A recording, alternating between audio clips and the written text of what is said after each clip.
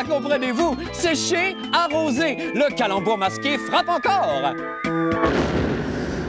Bonne fête du monde, mesdames et messieurs. Tout d'abord, des nouvelles de moi. Eh bien, la Régie des marchés agricoles et alimentaires du Québec a annoncé aujourd'hui que le litre de lait coûtera 2 cents de plus dès le 16 mars, lundi prochain. Ma peine est immense. Je la hurle, je la crie, je la chante. En là, une petite chanson que j'ai intitulée « Dieu qui fait que la vache broute ». Et ça va comme suit. Dieu qui fait que la vache broute, que sa bouse croûte, dis-moi pourquoi mon lait augmentera dès lundi. Oh, bois tête, retourne chez Perrette, me chercher 2 litres de lait. Squeeze, pète les pis de caillette avant que la ruine ne nous guette.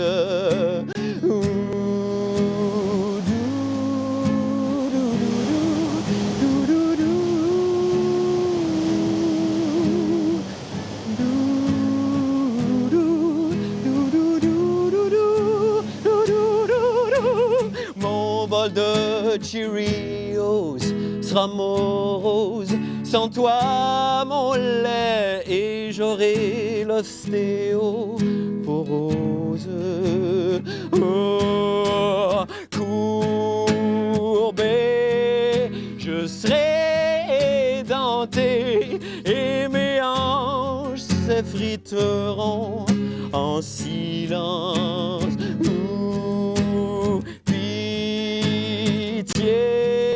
Monsieur le laitier, je veux boire, vivre et entertainer.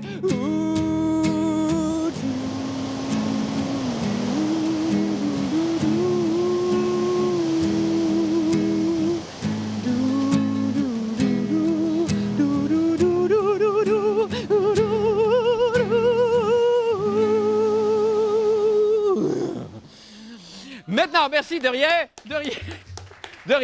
Ah, le moton ici. Maintenant, pour les nouvelles de la fin du monde, les développements se bousculent dans le dossier de la course à la chefferie du Parti libéral du Québec. En effet, aujourd'hui, Jean Charest, le plus sérieux prospect des libéraux, a ouvert une porte à une probable candidature en disant qu'il réfléchirait à la proposition. Parmi les raisons qui le pousseraient à quitter le Parti conservateur, on ne peut passer sous silence, évidemment, les avances grossières de la présidente du caucus, Mme Elsie Wayne, qui, aujourd'hui, a poussé l'audace jusqu'à enfourcher son chef en criant à qui voulait l'entendre « Charrier! » Il est cochon. Plus près de nous, c'est aujourd'hui, après aucune période de réflexion, que Jean-René Dufort, le leader de poche de la fin du monde, a annoncé au Québec entier qu'il briguerait la chefferie du Parti libéral. Il a profité d'un point de presse pour lancer le cri de ralliement qui le suivra durant toute sa campagne. « You! Y a-t-il quelqu'un qui veut m'élire? » Le compte-rendu de Patrick Masbourian. C'est à la Maison du Eggroll, au lieu du fédéralisme canadien à Montréal, que Jean-René Dufort a convié ses partisans à un point de presse visant à confirmer sa mise en candidature officielle au poste de chef du Parti libéral du Québec. Juste une petite question, Jean-René. Est-ce que vous êtes confiant, Jean-René? Merci.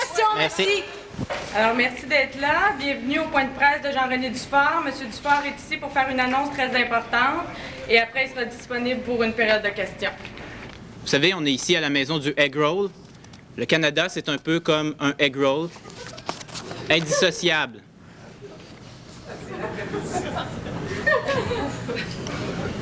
Oui, francophones et anglophones ont des points en commun et ils saillissent.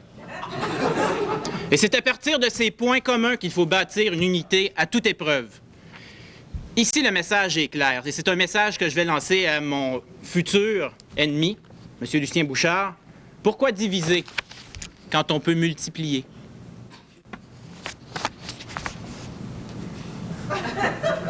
Il était supposé avoir des applaudissements, là. Je vous ai donc convié pour vous annoncer que je serai officiellement candidat à la chefferie au Parti libéral du Québec. Comme futur chef du Parti libéral, je vous propose des qualités esthétiques accrocheuses et marketing. Je vous propose une vision et du leadership. Je vous propose une nouvelle approche libérale et conservatrice qui se marie à merveille avec le Québec peureux. Je vous propose Jean-René Dufort.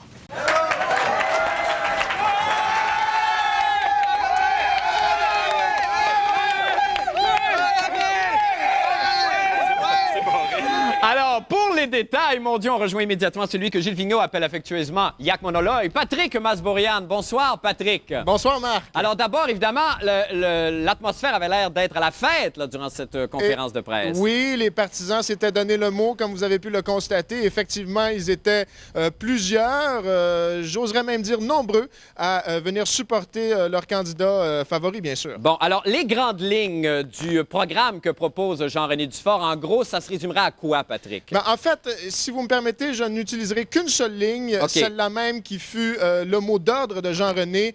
Pourquoi, et d'ailleurs il en fera son slogan, pourquoi diviser lorsqu'on peut multiplier? C'est vraiment ce qu'il faut retenir de son allocution aujourd'hui. Je m'excuse, Patrick, je dois vous interrompre un instant parce que je vais vous dire, il est exactement 7h09 et je vais faire Yalande. Rappelez-vous à la maison qu'il faut noter 2 apparitions de Yalande pour participer au concours. Je vous en prie, Patrick, faites-le avec moi. On y va. Attention. OK, attendez. Yalande. Yalande.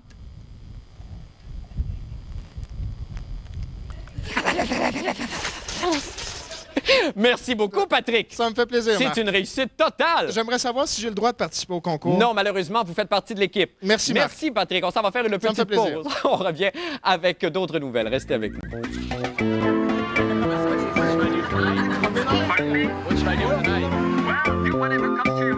Je vous attends à l'Arena de Rigaud à 18h.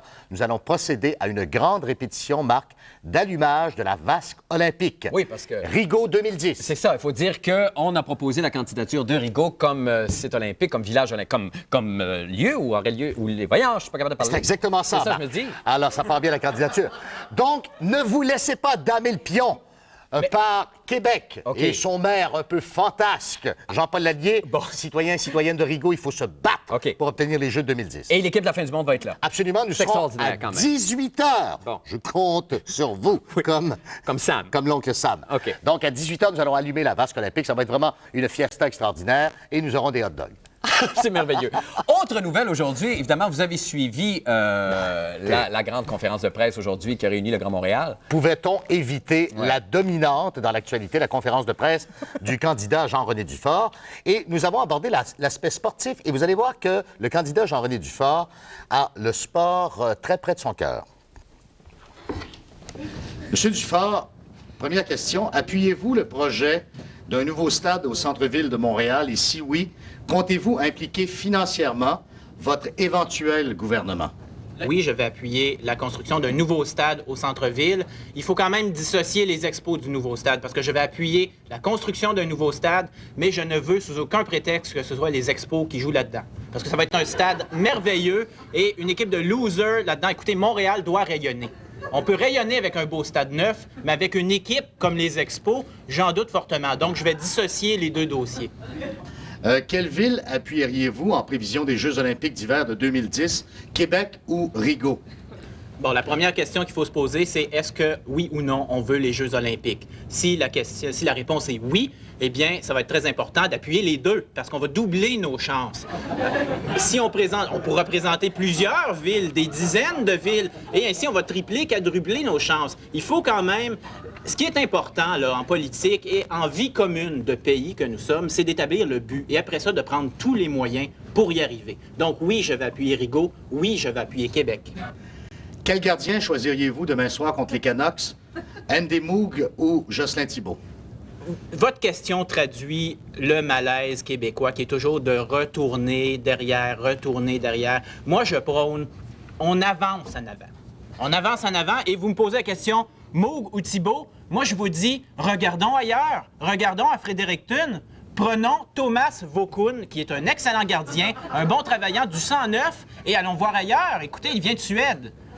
On a plein d'expertise à aller chercher en Suède. Thomas Vokoun, demain, prenons des chances un peu. Essayons. Nous sommes capables. Hey, moi, j'y crois, mais de plus en plus. Ce jeune homme a des ressources insoupçonnées. Ah non, incroyable. Vraiment, Ça serait la chose la plus drôle au monde. s'il Étonnant. rentrerait. Oui. S'il rentrait. J'espère. C'est En tout cas, merveilleux. je vais voter Ben pour. oui, écoute, on espère. Bonne soirée, tous. Marc. Merci beaucoup, Paul. Eh bien, hier, il nous annonçait qu'une débarbouillette trempe passerait devant un quartier de Pamplemousse et aujourd'hui, il est tombé 4 pieds de neige. C'est un vrai météorologue. Rejoignons-le immédiatement. C'est le mime de la météo. Bonsoir, El Mimo. Bon, bien évidemment, il ne me répondra pas. Bonsoir. Ah, il est content de me voir. Salut. Ça va bien? On a eu une belle journée. Bon, OK. Alors, est-ce que vous pouvez nous dire, El Mimo, quel temps il fera demain? Je vais essayer de décoder ça. Ouh, demain, on enlève son chandail. On va pelleter. On patine? Non, on patine pas. On fait du ski de fond. On danse? Ah, c'est difficile. 1 minute. Un mot? OK, Ah! On a un traducteur de mime! Ah! OK. OK. Bon. واليوم حيكون الطقس بمونريال كثير برد وبكره حيكون ابرد، اذا كان عندنا اي شيء لنساوي لا تعملوه، اذا كان عندكم اي شيء كمان لتعملوه فبيكون وقت كثير ضل. Ben, ça me laisse pantois, mais donc c'est à peu près ça, un beau temps. Merci. Ah, on a une dernière explication? Qu'est-ce qu'il fait? Ah, il donne son petit mime. OK, un petit mime. Ben oui. Ah, c'est là, je vais être malade. Merci beaucoup, El Mimo. Merci beaucoup. Ah, c'est difficile, ça. Là, j'ai fait un voyage encore. On s'en va faire une petite pause et on revient avec notre rescapé de ce soir. Demain, il fera beau.